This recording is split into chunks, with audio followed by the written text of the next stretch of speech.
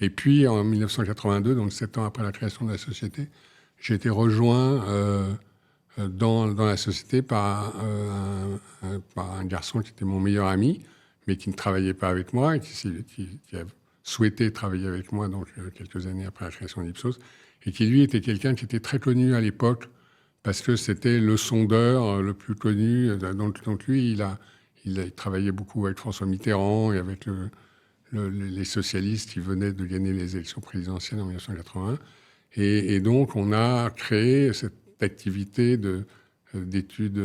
d'opinion, d'études politiques, d'études électorales, que l'on continue à exercer aujourd'hui en France, mais aussi dans beaucoup d'autres pays, et qui elle nous a donné beaucoup de visibilité, beaucoup de notoriété, donc la capacité aussi d'attirer vers nous à la fois des professionnels, des clients, etc., etc. Donc c'est comme ça que la société est passée d'une pièce mansardée, rue d'Abouquet en 1975, à quelques étages dans un immeuble rue des Jeuneurs et rue d'Uzès. Donc on était dans 2 endroits différents, mais les rues sont très proches, comme vous le savez. Et voilà, puis après, bon, voilà, c'était